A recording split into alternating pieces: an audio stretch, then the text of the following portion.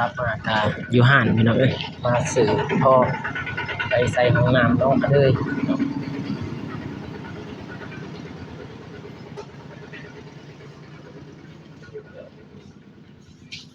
เปิดนี่เหรอวะสบายดีเด้อพ่อสบายดีสบายดี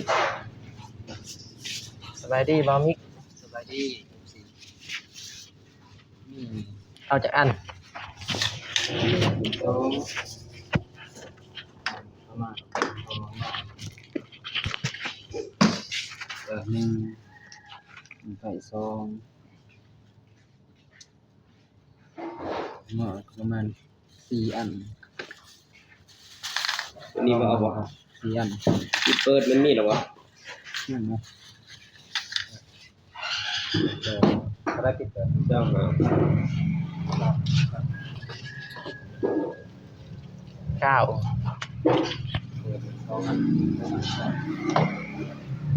เปิดหน่อยดีเลย 9ดีว่า9ตัวนี้สาวได้นี่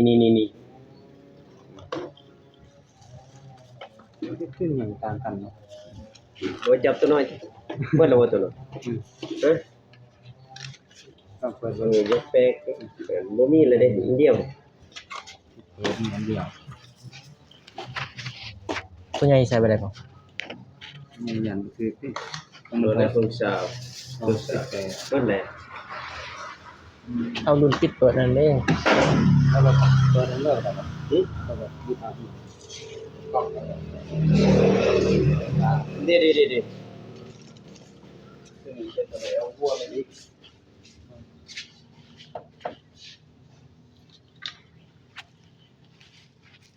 วัวเดี๋ยว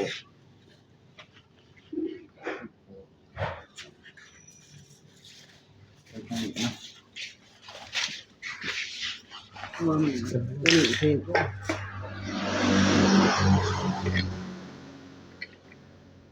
หู18นี่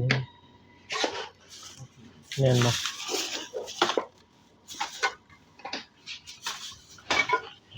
นั่นเอง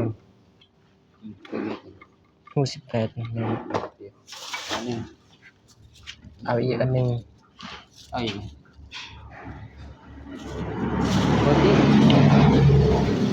ใส่แบบนี้เลยเอาตัวนี้ปิดเปิดไปนี่เพราะมันบ่มีเลยตัวนั้นใส่แบบนี้แต่มันบ่มีก็อยากให้มันงอก็ตัดตอนต่อใส่ก็งอลงงมลงก็ได้มันมีเท้างอเลย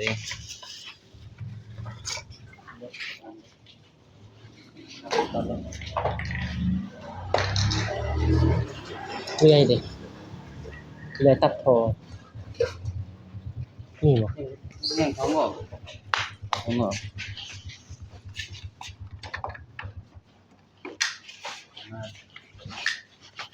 อัน1 2 3 4 5 6 7 8 6เท่าไหร่86 84ฮะเจ้าแม่นบ่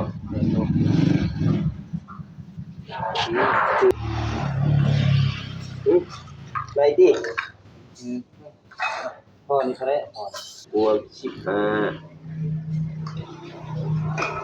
บวก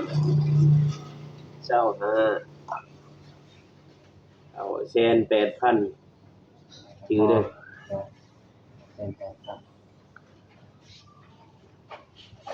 อ28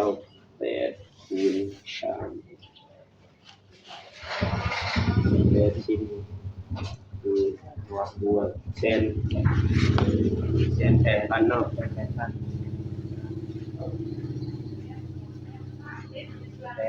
2,000แม่นนี่ยังตัวนี้บวก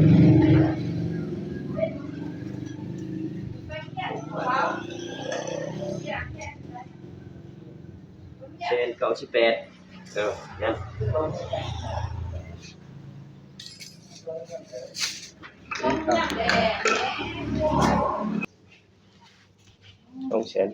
2,000นะ2,000เนาะยังทอบ่มัดไปได้บ่ มีแต่รถจักรอีกพี่น้องเอ้ย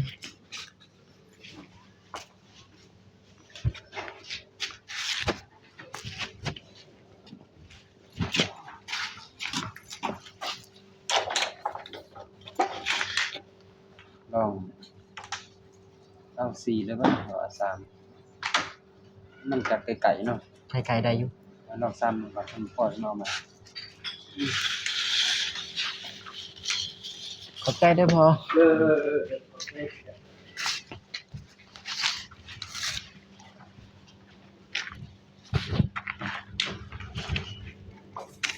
เอาไปจับเอา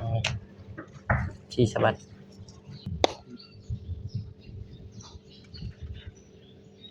สวัสดีเด้อพ่อแม่พี่น้องวัดสุขุสุคนมื้อนี้มาใส่ทองน้ำน้องกระเด้ยพี่น้องไปกันเลยปิดก่อนไปพี่น้องหอดเฮือนน้องกระเด้ยนะ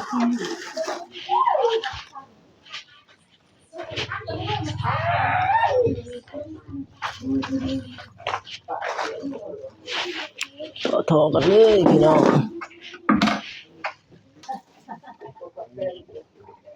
ไปพี่น้องไปเบิ่งกันเลย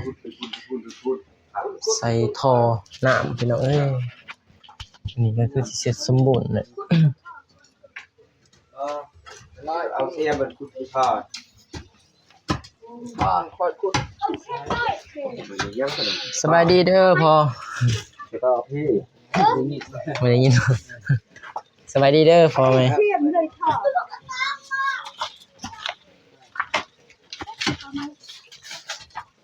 คุณนี่เลยบ่ อย่ามีกระตู้กระเด็นพับไปดิ เขาทางนี้บ่เป็นบ่ ใช่ป่ะตั้งเลือกชม มันสิขึ้นบ่น้ำแห้งอยู่บ่แห้งอยู่บ่ ขึ้นก็หน่อยน้ำป้าขึ้นเท่านี้ก็ได้ที่หน่อยได้นะได้ขึ้นได้ขึ้นเดินได้ยังได้ สบายดีดิ ใช้ติดถึง สบายดี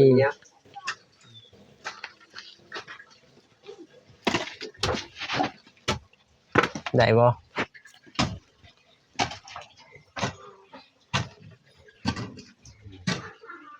ทอยังตัวนี้ทอตัวนี้จะว่าขึ้นอยู่หันยืนถึงเนาะมันเลยแบบจะเอาขึ้นนะจะใส่ถึงลงมาไปเลยมันสิได้อยู่ตัวนี้ทางนั้นจะบายน้ำบ่พอระบาย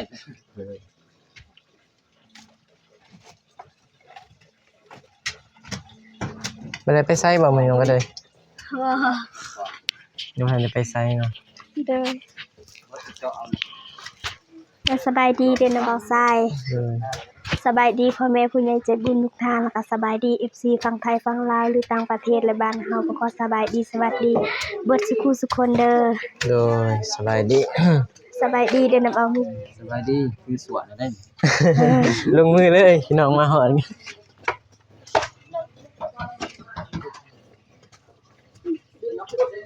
มีแต่ใส่ท่อแต่ว่าเนาะอันนี้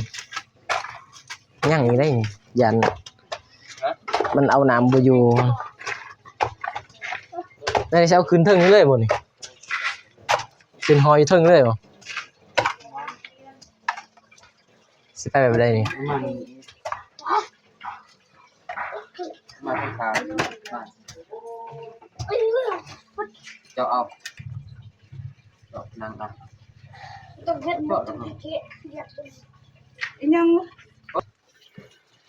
น้องก็เด้ยขุดพี่น้องเอ้ย น้องบ่าวทราย น้องสายลามัน บ่ ยังมีอีกพุ่นละ คุณเด้ โอ้3คน ได้น้อง มี3 ส ค อน ง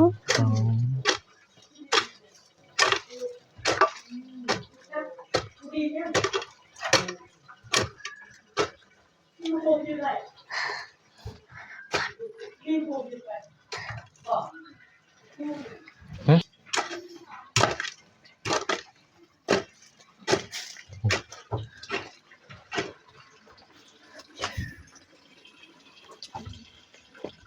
บ่ขุดฮอดพี่มันสิเอาขึ้นได้บ่เบาอีก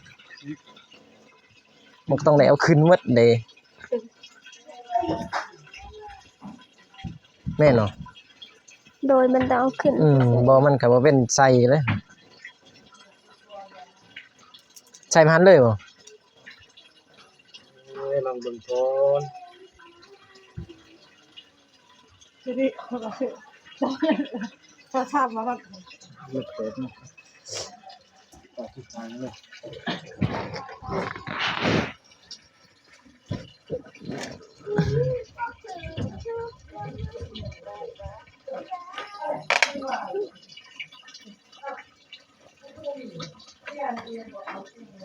ไข่อยู่ดินมันอ่อนเนาะ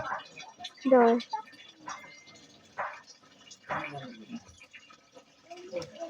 เห็นบ่ครับ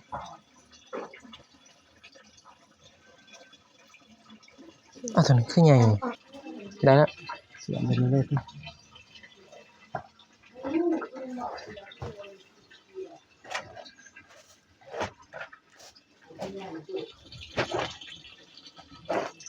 สิขึ้นอยู่ดอกเนาะ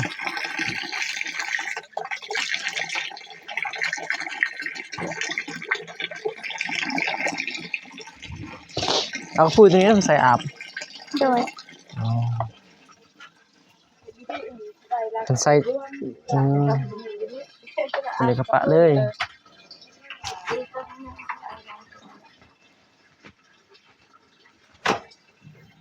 มื้ออื่นก็เปิดใช้งานได้แล้วบ่มี สมบูรณ์ สมบูรณ์ มีแต่แป้งอ่างน้ำตัวนี้อย่ามันเก็บน้ำบ่อยู่ใส่ปูนโรยปูนใส่ มีไซส์ อย่ามันเฮาใส่น้ำแล้วมันสีอันนั้นเก็บบ่อยู่นะแบบมันซึมออก สิแปลงได้จังได๋ ฮะ แปลงได้ไหม เฮา ใส่ ใส่ ปูนไหม บ่เฮาลาดปูนสดบ่ใส่ทรายนี่ อืม มันบ่มีเฮาลาดปูนสดหั่นน่ะบ่มันสิซึมเลยมันเป็นดินบล็อกซึมบ่ ไม่ได้โบกเลย บวกเอาบางทีคันบ่ซึมมันปูนมัน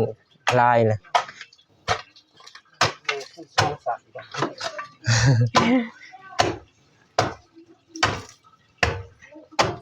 มีมาใส่ท่อพี่น้องใส่ท่อแล้วก็มีแต่น้ำใส่ได้เลยน้องก็เลยเนาะ โดย มีแต่เข้าได้เลยมันทาแต่ท่อ อืม จังได้ดีใจอยู่บ่ได้ห้องน้ำเลย โดย ได้บ้านได้ห้องน้ำได้เฮือนครบพี่น้องดีใจน้ำน้องเพิ่นพี่น้องเอ้ยมื้อนี้ก็เป็นมื้อดีใจน้องบ่าวมิกมื้อเสร็จสมบูรณ์ ดีใจน้ำน้องเพิ่นพี่น้องเอ้ยทางเฮือนบ่าวสายก็ยังบ่ทันแล้วห้องน้ำ ประมาณสิ้นเดือนนี่บางทีสิได้เฮ็ดห้องน้ำเองอีกพี่น้องเอ้ยอยู่เฮือนก็บ่ทันมีห้องน้ำน้องบ่มีห้องน้ำเก่าพี่น้องยังเสร็จห้องน้ำใหม่สิใส่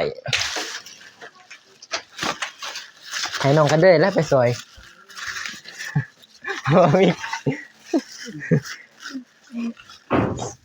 ฟอกมันก็มีแต่อันเดียวนี่ป่ะ มีสองอันนี้ในตัวหนึง นึงเอาก๊อกอันนั้นเอา เอากอกแบบกอกเปิดแบบใหญ่ๆต้นนี้มัน และ เปิดเบิ่งมึงว่าคักบ่สบายอยู่บ่เปิดน้ำยังปลาก็ยังเคยแกะเบิ่งอยู่ได้ฮะจักกอกแบบใด เห็นแต่รูปทางนอกบ่มิกบ่ใส่ก็เอิ้นซื้อกลับไปกลับมาพี่น้องอ๋อรุ่นแบบนี้ใส่บอลอาร์ฟพอดีเนาะ โดย ให้เหนื่อยเอามาบ่ เป็นวัด ไม่ได้เลยทำเลยบ่สบายบ่ เป็นวัด ช่วงนี้อากาศบ่อยากดีปานใดเนาะบ่มิกเนาะมื้อนั้นก็บ่มิกก็จนบ่อยากสำบายเมื่อยมื้อนั้น เจ็บคอเจ็บหยัง เจ็บคอก็เจ็บอีก พอดีเลยบ่มิกโอ้แน่นอนว่ะ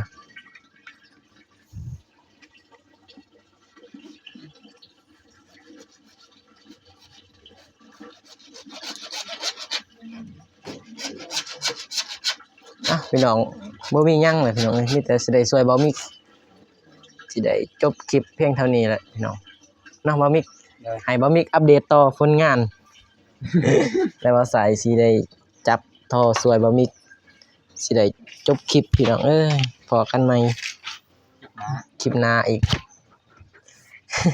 นี่ บ่ได้ถามหยังเด้ บ่ได้ถามหยังเด้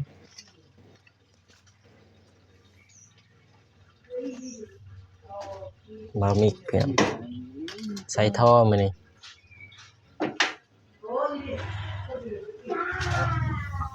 เนี่ย อุ้ย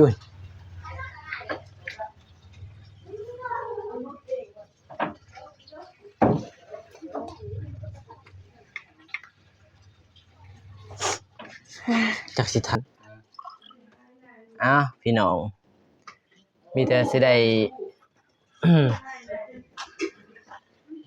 อิหยังเฮ็ดใส่ท่อก่อนพี่น้องเนาะจะได้จบคลิปให้เบาลาเพิ่นอัปเดตพี่น้องเอ้ยบ่า เบามิกพี่น้องเอิ้นกลับไปกลับมา 10 ตัว ฮะพี่น้องสิได้จบคลิปเพียงเท่านี้เด้อบ่าวสายก็สิได้เฮ็ดใส่ท่อ โดย แล้วก็ให้เบามิกเพิ่นอัปเดตต่อพี่น้องอ้าว พอกันใหม่คลิปหน้า พอกันใหม่คลิปหน้า คลิปนี้ขอกล่าว คลิปนี้ขอกล่าว บายบาย บ๊ายบายพี่น้อง